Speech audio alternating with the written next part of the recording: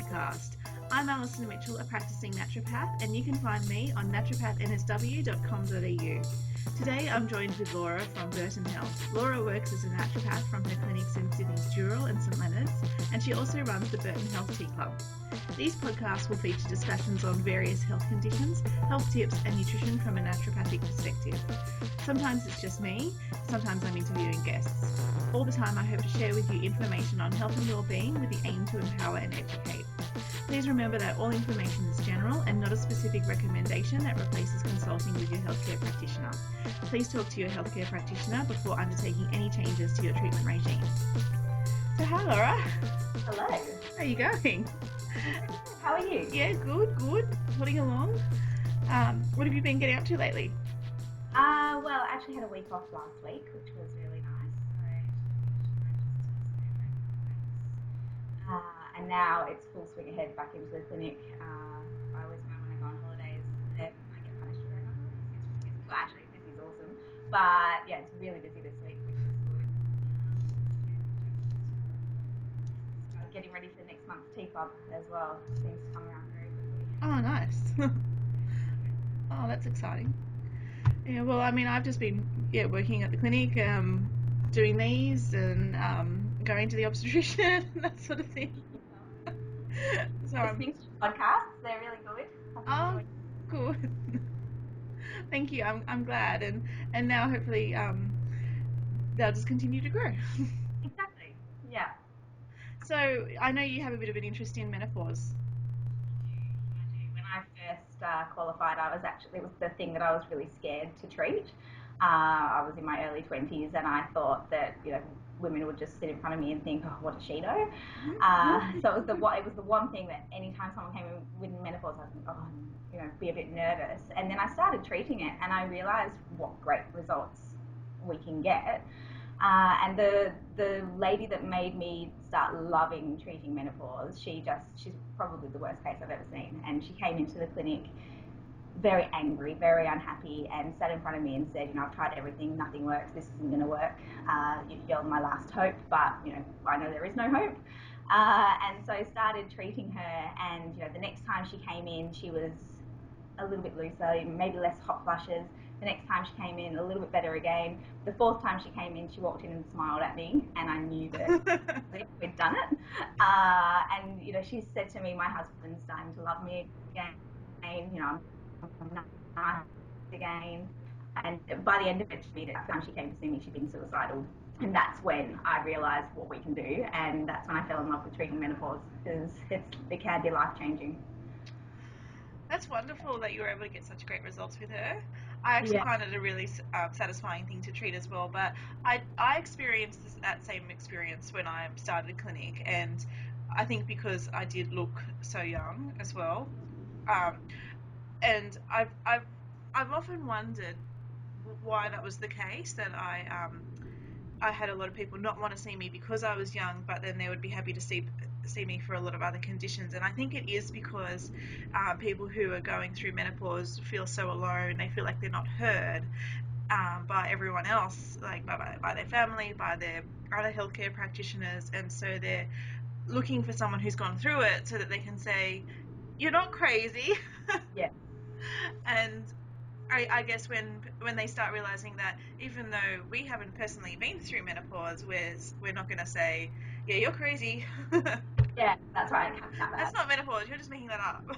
Yeah, exactly. Yeah, and now and you're probably the same now with working with women who are going through menopause. I don't believe that anyone should suffer through menopause. I totally agree. Yeah.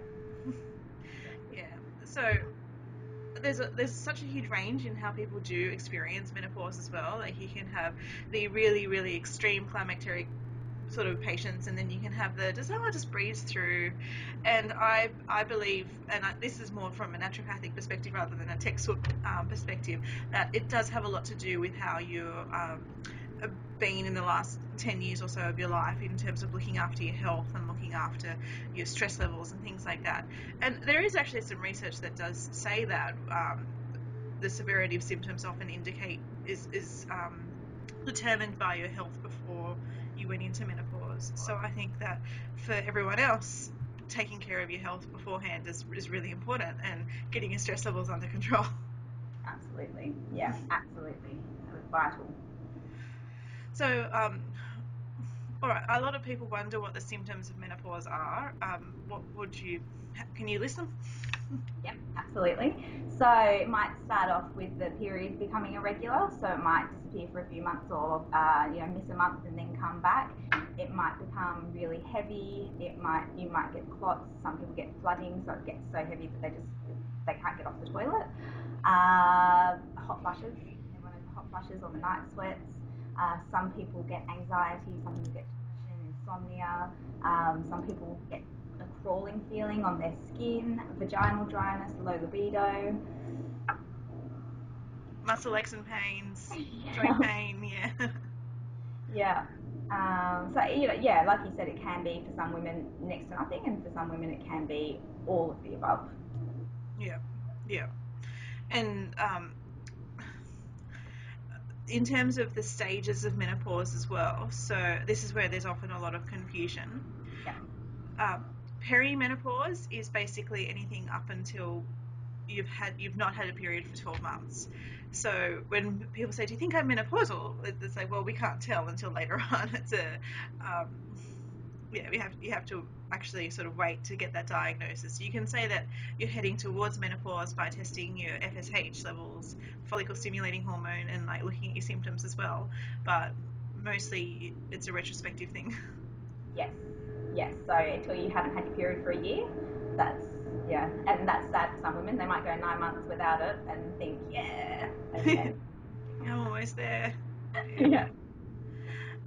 And yeah, even because if you don't have a regular period, or like you haven't stopped having your periods, you can still have menopausal symptoms. For instance, like the hot flushes can occur in up to 75% of women who are perimenopausal, so beginning like 2 years before they've actually had their stopped their period, and then usually it gets worse once their periods have actually stopped. Menstrual migraines as well, that's a common one. Yeah. So that can occur in about 6 to 10% of women, and who have never even experienced migraines before when they're going through menopause.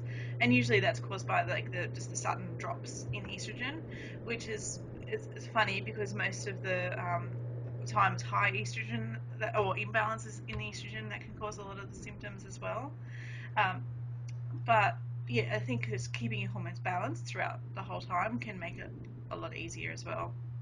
The other thing is the surgically induced menopause. So that's when they've had their ovaries removed or their uterus removed. So usually when they've had their uterus removed, then a couple of years later they will go into menopause. And but most of the time when you get a hysterectomy, it may leave an ovary in. So they can usually expect that later on. But if they do take out 1 or 2 ovaries, then very, very likely to go into full-blown menopause. And also you've got the premature ovarian failure, which can occur from much younger as well, and that can actually be a sporadic thing, so it's not always like a permanent thing when that does happen. It just depends on what's actually causing it to occur in the first place. And then you've got your chemically induced menopause as well, such as certain medications like tamoxifen or other medications can actually cause the ovaries to stop functioning as well. Yeah. So a lot of people ask me as well, how long does menopause usually last for? Varies with everyone. So, like I said, some people might not even know. They just wake up one day and think, oh, I haven't had a period for a while. Some people it can go for years. So usually the the hormones start to drop off quite slowly. So people might not realise that that's starting to happen. And then the perimenopause stage, could last for a few months, could last for a few years. So it really, really does vary how long it's going to take, and the age of onset as well. Anywhere between 45 to 55 is kind of the expected. I think the average in Australia is around 51, but there's so many variables. Mm-hmm. And a lot of women may think that they're going through menopause when they're in their 40s, but it's actually PMS, and that can sometimes come on out of the blue because of stress or because of poor diet or whatever, but they're thinking, oh, this is menopause. I'm going through menopause. So if that's happening and you're in your 40s, don't automatically think menopause. Think like maybe just get your hormones tested and see what else is happening for you, and look at your general health as well. Because like if that's starting to happen, then you want to make sure that you take care of your health now before you get into menopause later on. It has to be a little warning. Yeah, that your adrenal glands are not so happy. Yes, exactly. So I don't know about you, but I think that the hot flushes are usually the biggest complaint that I get from my menopausal patients. So what are some techniques that you usually have for dealing with that? My first port of call is always herbal medicine. Yep. Yeah, so they're super, super effective and it can work. I had someone the other day who said it worked within a few days, their herbs for their hot flushes. So again, everyone's different, but it can work pretty quickly. The hot flushes generally are exacerbated by stress, so I think stress management is super, super important. So getting those techniques, stress management techniques, into action before reaching that menopausal stage, learning to meditate, learning to do yoga, and the adrenal health. So the adrenals really, really need to be firing super well. So when our ovaries stop producing the estrogen, our adrenals take over and they produce a form of estrogen. So we want to make sure our adrenals are working well for that to happen. So stress is very important, something that you can start doing at home right now, working on that. Other techniques, if people are experiencing hot flushes, just dressing in breathable light fabrics and maybe in layers so that when you do get a hot flush, you can peel a few layers off.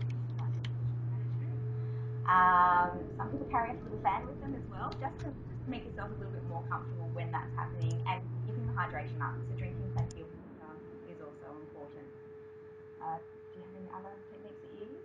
I love the herbal medicine as well, and then sometimes I might look at using some magnesium, some calming magnesium.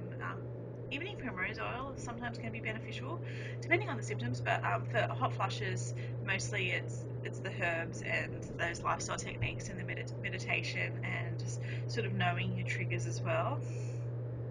Yeah, and spicy foods not so much your friend. Yeah, and coffee.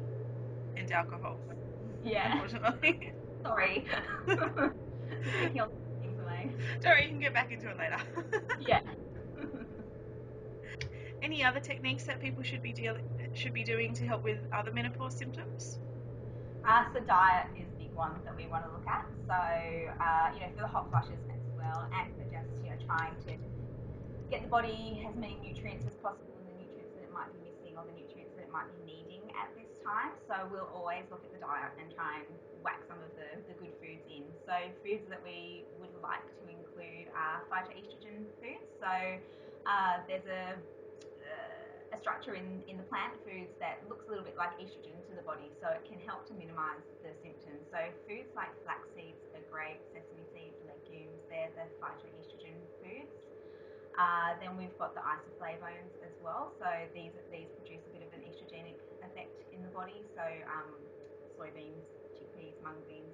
So again, we're going for the nice naturopathic diet of legumes, fruits, veggies, real food. Boron as well. So that's a mineral that's found in fruits and veggies, nuts and seeds, and so that helps our body to hold on to estrogen. And it also helps to keep the calcium and vitamin D synthesis going in the body. So prunes, almonds, raisins, they're nice ones to include for the boron. Like you said with the evening primrose oil, other essential fatty acids, so they help to prevent the vaginal dryness that sometimes comes along with menopause. So, eating fish, having fish in the diet, and again, the nuts and seeds, and keeping those nice oils in the diet. We know we need calcium when we go through menopause, so there's an increased risk of osteoporosis. Our nice calcium-containing foods, going for our green leafy vegetables, going for cabbage, broccoli, magnesium, like you said. So again, the nuts and seeds, the almonds, the green leafy vegetables, oats, vitamin E. So again, it's all coming back to, like we said when we did our stress talk, the good naturopathic diet, the real foods. If we can fill our plate with real foods, we're getting lots and lots of what we need. So yeah, I think the diet is aside from using herbal medicines, like diet is really, really helpful. Do you have any others to add? In terms of diet, I'd probably be suggesting also to stay away from any sort of trans fats and commercially altered fats and oils and things like that, like vegetable oils that have been heated and margarines and things, because you do want to be conscious of your heart disease increasing risk when you're going through menopause. So staying away from deep fried foods and that, and increasing your nuts and seeds and your walnuts and your grass-fed meats and your fish in particular, for balancing that as well, because inflammation can have an impact on the estrogen dominance as well. So controlling your omega fatty pathways will actually be beneficial for doing that. And there is some thoughts out there that saying that animal proteins and animal fats will actually leach calcium from the bones. However, this has been disproven now. And then, like you were saying before about all the oils for the vaginal dryness as well, I find that like algae-based oils as well, like in supplement form, can be really beneficial, and vitamin E, and combining that with flaxseed oil can be helpful too. In terms of lifestyle, I think that it is just important for women just to get a really good quality lubricant that they're happy with using, and so that can be things like wet stuff or silk. Those are natural ones. Alternatively, they can use a vitamin E capsule, or they can get even more natural and look at using coconut oil, or even more natural and look at using egg whites. It's up to them. So it's just whatever they're comfortable with. I mean, of course, if you wanted to, you could even try using a cream, so like a vitamin E cream, and you could put in some calendula oil in there too, and that can be really helpful if there is actually irritation. Like calendula oils, beautiful herb for helping with any sort of topical irritation or skin irritation as well. And then I think as well, just increasing your intake of naturally occurring folate and or folic acid as it's often known, because that helps with balancing your homocysteine levels, and homocysteine can be raised in some cases after menopause, and there is the theory that that is linked with increased heart disease. But apart from that, I think exercise. Yeah. Yeah, and that's pretty important for a few reasons. I mean, like, what do you usually say about exercise in menopause? So the bone density is one reason why. The stress management, one reason, and then we've got the bone density. So after, when the estrogen levels start to drop, women start to lose their bone density, so they start to lose calcium from the bone. So this especially happens in, say, the first 5 to 10 years after the menopause, or after menstruation stops. So if we've got really good bone mass before we go through menopause, that's awesome. Like, that's going to give us more to play with. So we want to make sure that our peak bone mass is achieved when we're in our 20s. So if we can make sure we're nice and fit and healthy for our whole lives, that's great. But even so, once we go through menopause, exercising can help to get that bone density a little bit better. So to keep, I think it's about 1% of the calcium in the bones that gets back in there.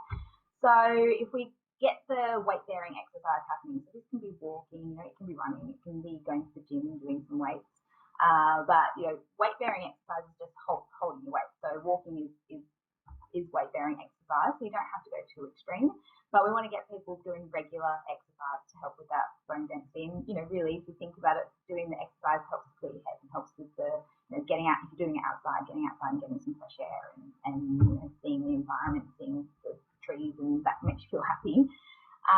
So yeah, I mean, it is definitely important. And some women, I forgot to mention this earlier, but it's weight gain as well. They experience the weight gain and the weight around the middle. So if they're exercising, that's gonna, that's hot flushes and weight gain. They're probably the two biggest complaints that I hear when it comes to menopause. So exercising and commencing an exercise program if they haven't before is going to help with that weight as well, that weight distribution. One of the exercise routines that I like to recommend for people is a program called Strong Women, Strong Bones. And it's actually developed so that you can do it easily at home with things that you just have around your house, like some shopping bags and some milk jugs and things like that. And so it's really focused on improving your strength so that you've got less likelihood of falling, and also improving your bone density as well, so it has that weight bearing. I don't think that you really need to stress about doing really high intensity exercise after menopause. It's more about doing calming exercise like yoga, but then also doing things that are going to be building up your strength. Because for women, one of the biggest indicators of or predictors of death is a fall leading to a hip fracture. So in order to prevent that, you want to be keeping yourself strong and fit so that you have good proprioception, which is that ability to move through space and without falling and hurting yourself. So you need to be doing your squats and your lunges and your push-ups and your sit-ups and all that sort of thing, and protecting your lower back and keeping your core strength really, really good so that you've got that reduced likelihood of injuring yourself. And also by, like you were saying as well, by doing your weight training, you're going to be pounding the calcium into the bones, and so that's actually what's going to be making your bones stronger over time. It's of all the research that I've read on the bone health, the most effective thing you can do is the exercise. You can take all the calcium in the world, but if you're not exercising, it's not going to get in there. So that's really important. And 120 to 150 minutes a week is the magic number with that. So if you can do that in one go, or you can spread it out throughout the week, and it doesn't have to be all the one form. It can be a bit of a variety, so including walking, yoga, aqua aerobics, although that might be a bit too hot for some people, and weight training, that sort of thing. That's really beneficial. I understand for a lot of women it is really difficult to do exercise because you actually get an increase in inflammation causing like joint pain and aches and pains and things like that. So you kind of have to work around that and find what you can do to navigate that pain, because if you don't do anything, it's not going to get better. And if you can keep the weight down, particularly as you were saying about how like it carries on the abdomen, then that's going to be increasing. That weight gain around the abdomen is where like you've got the more propensity for the insulin resistance and things like that, which is what we want to be avoiding, because then that's where you're going to be leading on towards diabetes and heart disease, and menopausal women have a much greater risk of heart disease than men do. So we really do need to take care of that. And just that first exercise program that you mentioned, where do people find that? You can just Google Strong Women, Strong Bones. And so there's free programs online, or you can actually get books with it, but it's really easy to do. Yeah, sounds good. I probably need to do. But with my proprioception, so stop thanking you. Oh, I'm bad with that too. I'm always collecting door frames. And breathing. Yeah. So, what are your thoughts on soy in menopause? Well, there's a lot of research. Obviously, the isoflavones in soy. There's some research around the world looking at communities that eat soy and their reduced incidence of hot flashes and menopause symptoms. As naturopaths, I think we often like to recommend the real soy food. So Definitely, yep.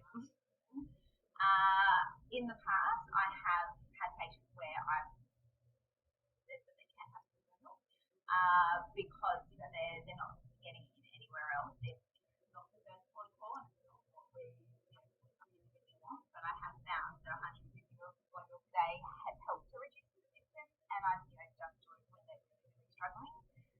But really going for the real soy, so the unadulterated, unfiddled soy, and the fermented soy. Mm-hmm. Yeah.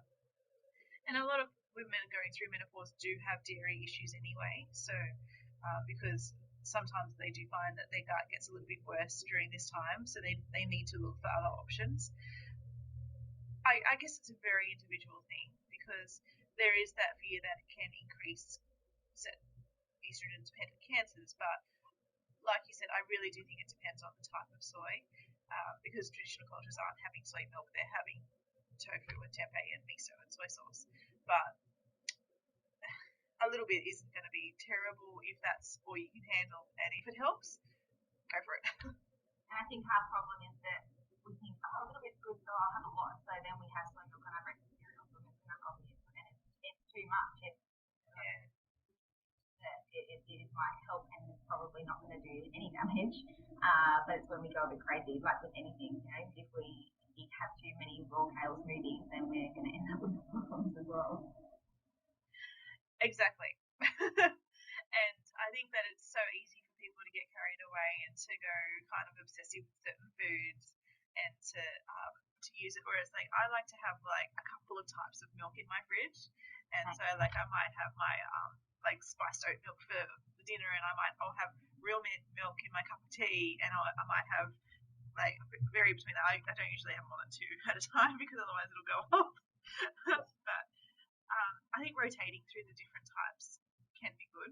Even combining them sometimes is okay because then you're going to be taking that burden off yourself. But one of the things is, as well with soy is that you've got to look at your total xeno-estrogen load.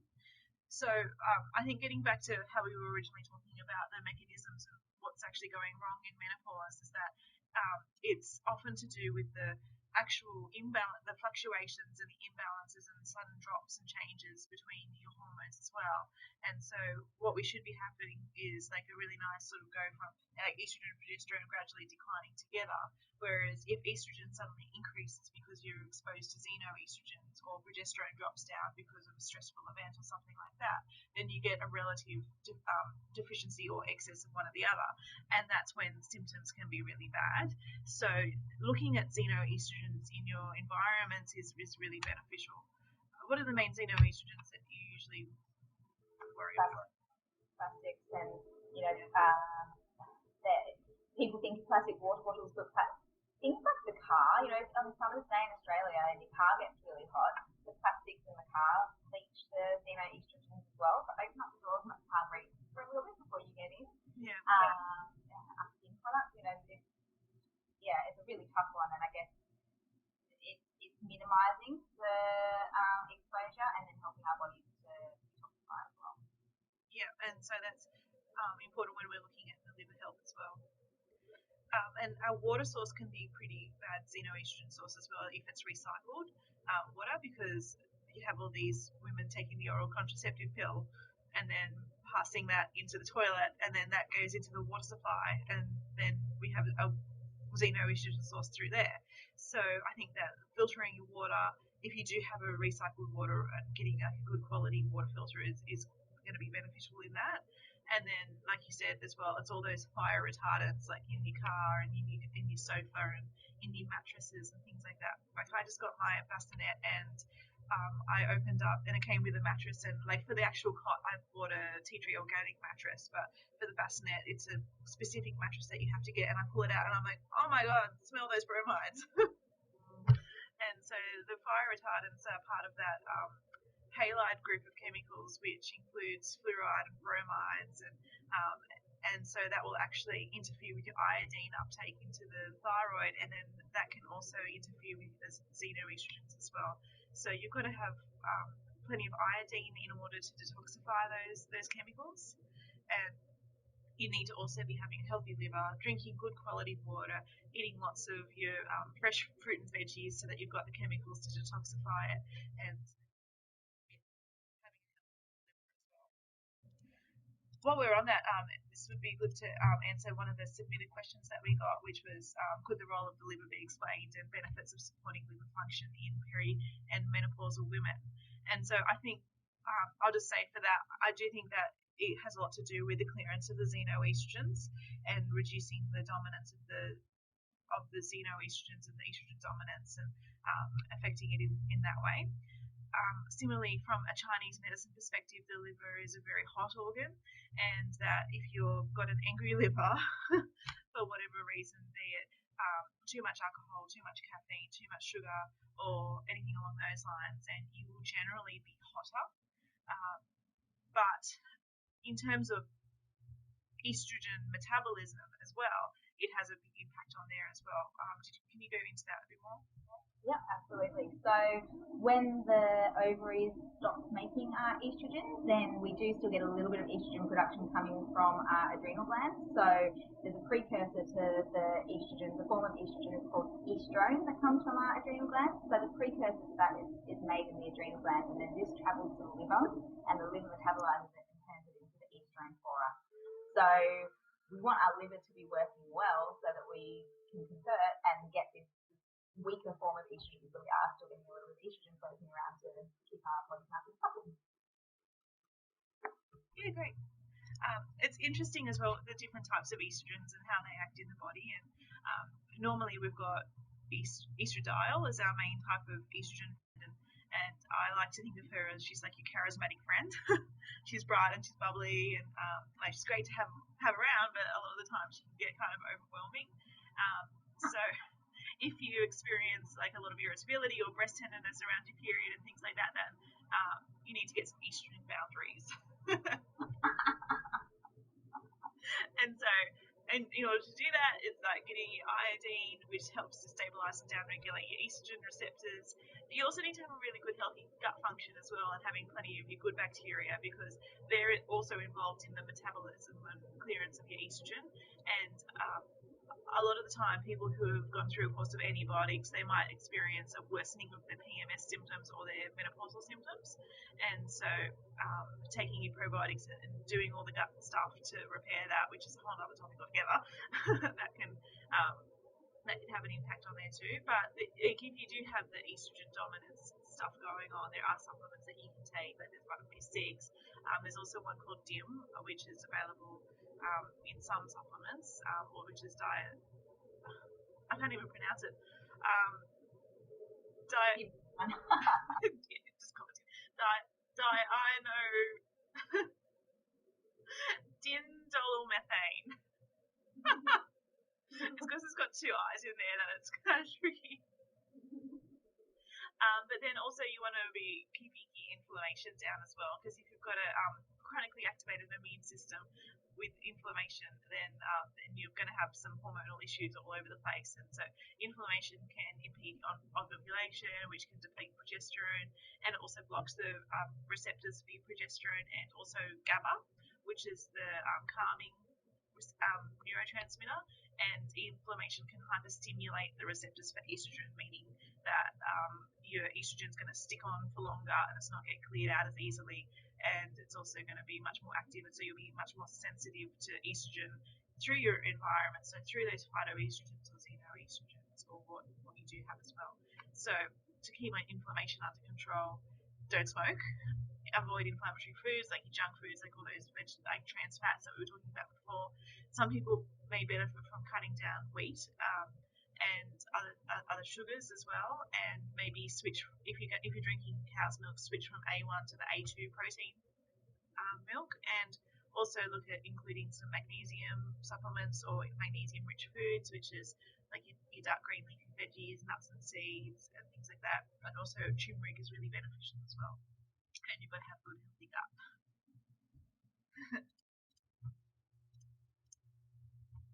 So there's a lot of supplements out there on the market. What would you be thinking that?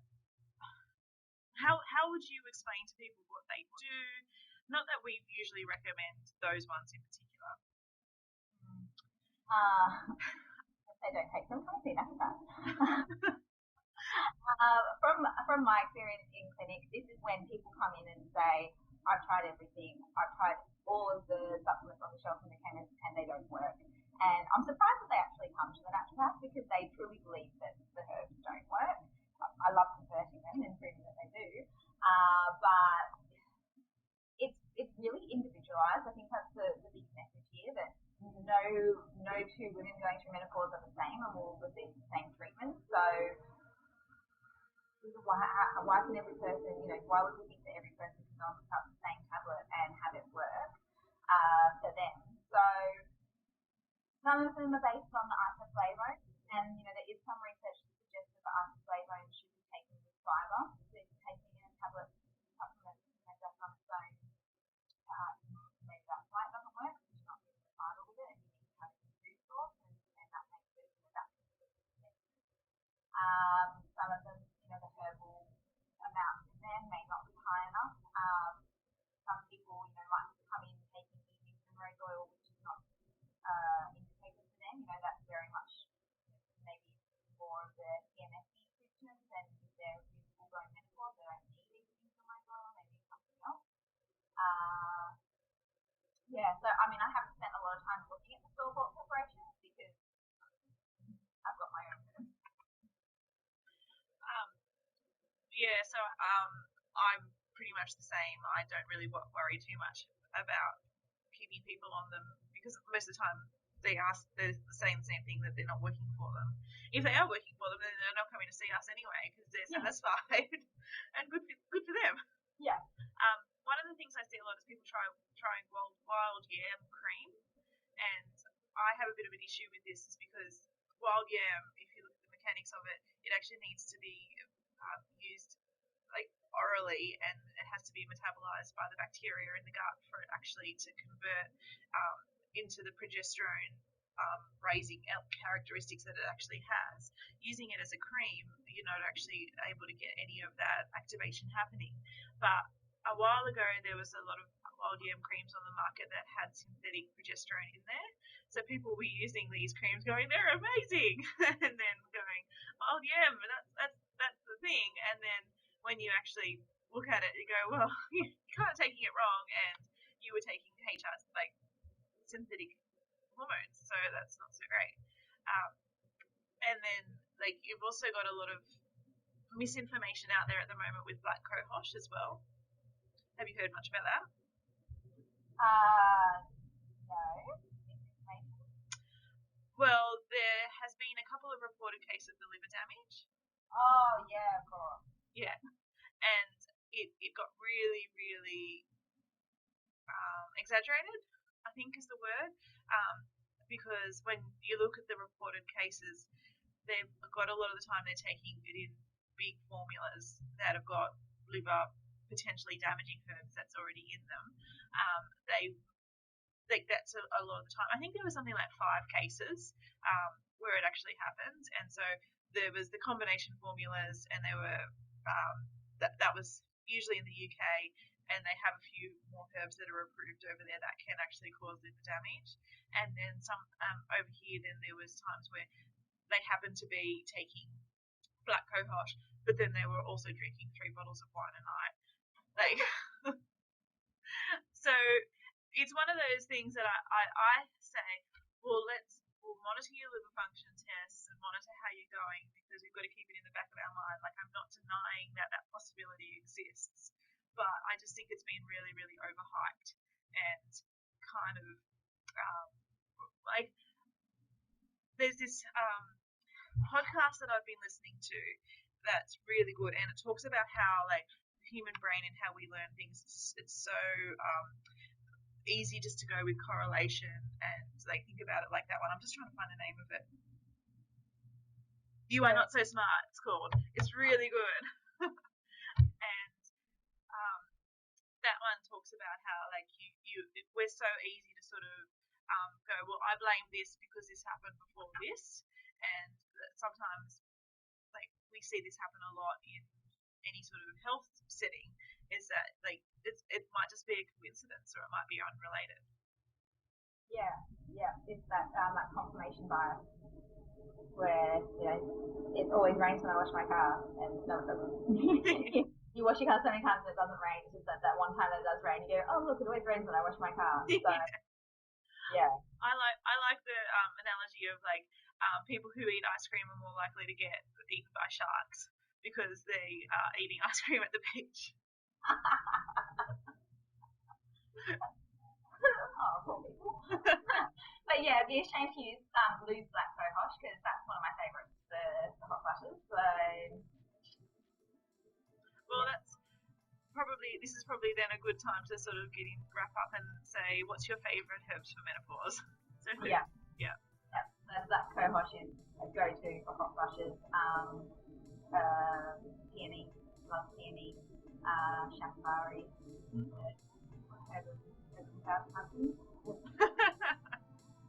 So, we've got some really lovely women's herbs. They're my 3 favourites without going through all of them. What about yours? Top 3 or top 2? I like using Romania a lot because the adrenal involvement in menopause, that I usually find that most of my menopausal patients are really super stressed out, and so it has a cooling element to it as well, which can be good. I do like using black cohosh, but sometimes I also use chase tree as well, because that's helping to sort of support the ovaries and support the progesterone levels. Similarly, wild yam. But I also like using astragalus and bupurum, which is another cooling liver herb, and so that just takes a lot of that heat out. So that's usually what I work my formulas around. Just depends on the actual person. But yeah, number one would be Romania. So what are you up to for the rest of the day? Off the clinic now, so today, so then 7 o'clock tonight today, and then back off the clinic tomorrow. Nice! And you working today? I've got another few podcast recordings coming up after this, and then we'll see how we go. Yeah, you might need a nap after that. Yeah. Thankfully my energy levels have still been pretty good throughout this whole time. I've had like maybe 1 or 2 days, but thankfully pretty good.